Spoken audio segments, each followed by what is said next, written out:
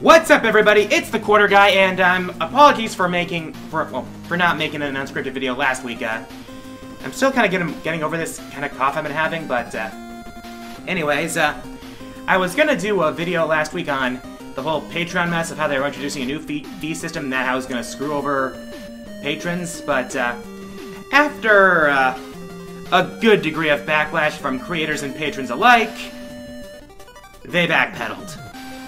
So, good on you, Patreon, for recognizing that you screwed up and making good on it. YouTube could learn a thing or two from you, so yeah.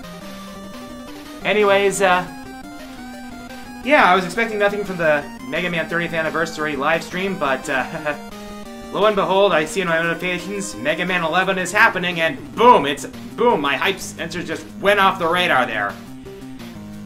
They're going with 3D models instead of old sprites. They've got techno music instead of chiptunes. They've got beautiful rendered backgrounds and charge shot and slide are back.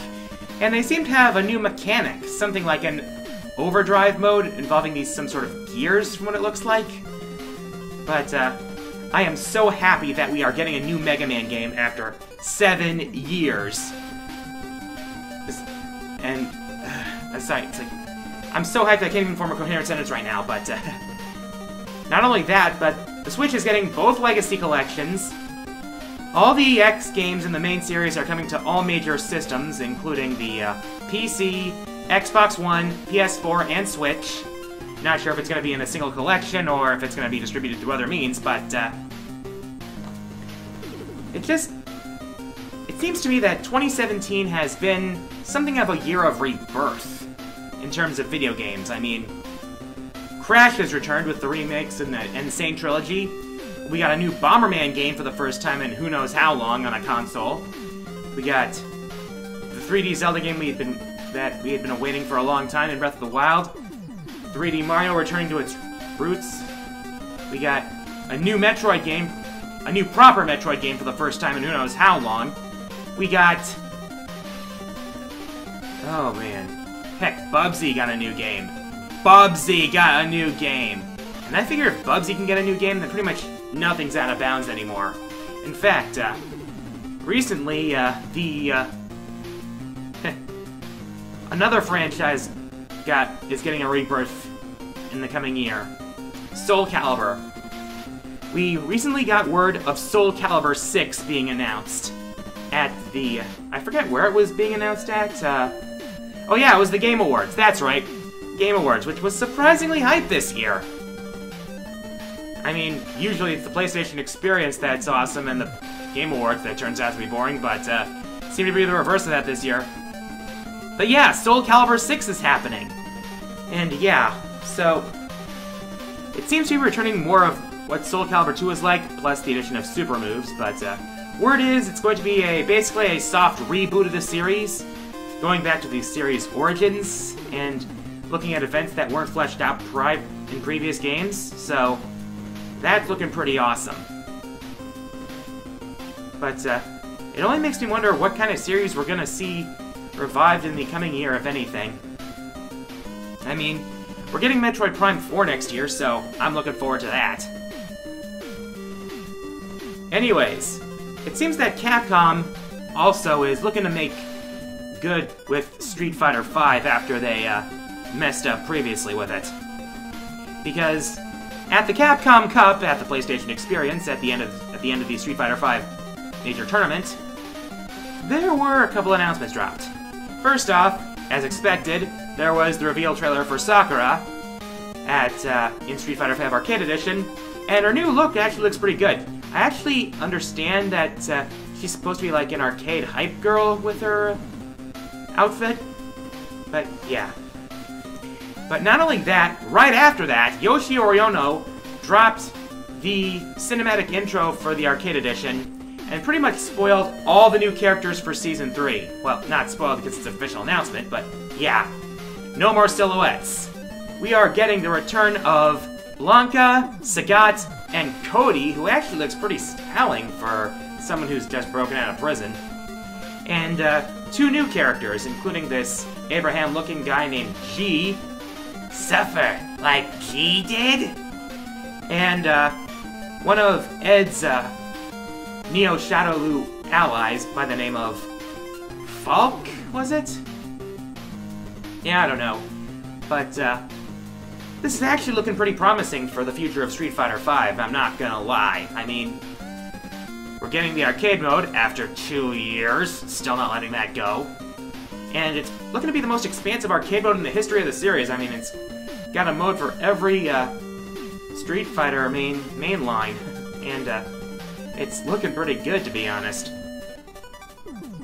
We'll see if it's enough to save that game when it comes out.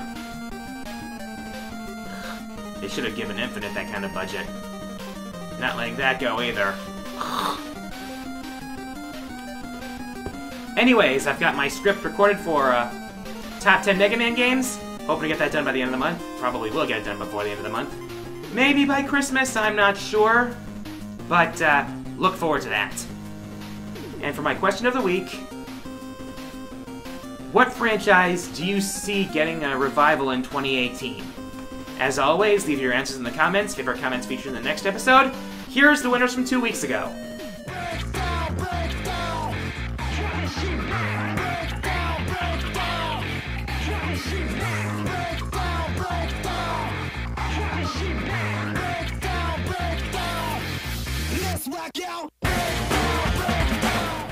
And with that, time for the fourth wall mailbag. As always, send me your questions via YouTube comments, and I'll answer my favorites in the next episode. First question this week comes from Mitch Petrensky, who asks, who besides Talim would you like to see return for Soul Calibur 6? I have to say one of my favorite characters in Soul Calibur 3 was Zaslamel. I mean, the mysterious immortal who wanted to die, but made the most of what he could with his eternal life, and pretty awesome with that scythe of his, so I never played 5, but I'm surprised Zaslamel wasn't in 5, considering his role as someone who's basically immortal. That would have been pretty interesting to see him there. So I'm hoping he returns. Next question comes from Dill Fortune, who asks, would you say that Xenoblade Chronicles should be played before playing the sequel? Now, in terms of story, you can honestly play either one first, because I don't think the two games are connected in story. I haven't played enough Xenoblade Chronicles 2 to really determine that, but I seriously doubt it. But in terms of story, you can honestly play either one first. So, go ahead, take your pick. Future Visions or Sword Waifus? Pick your poison. Next question comes from James Richardson, the Third, who asks, if you were an RPG character, what class would you be and why? I'd like to be a Spellblade / Mystic Knight or Spellfencer or whatever you decide to call it. I've always had a thing for melee weapons over projectile weapons, but I also love the satisfaction of finding an enemy's elemental weakness and exploiting the living hell out of it. So, that kind of class would probably be the best for me, which is why I really like the Sword and Shield in Monster Hunter and the Dual Blades, because those weapons are the best at spamming elemental and status damage, so that's the class I would use. Next question comes from Tim5FL, who asks, how do you feel about VidMe dying? Well, it's a shame to be sure, but I can't say I didn't see it coming. I mean, that's the thing with incoming competitors to YouTube. It's the fact that YouTube's already got such a huge clout and user base that it's hard for new competitors to really find footing, and that's honestly a shame, because without competition, YouTube's got no reason, at least they don't see a reason to really fix some of the problems that users have been seeing with it.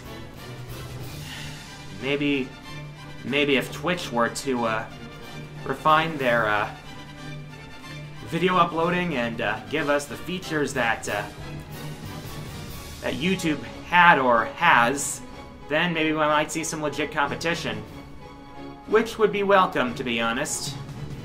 It's the same reason I think consoles have a reason to exist and not be leaving us with one unified platform. Competition. Last question this week comes from Thundersa, who asks, on a scale of 1 to how hyped are you for Monster Hunter World?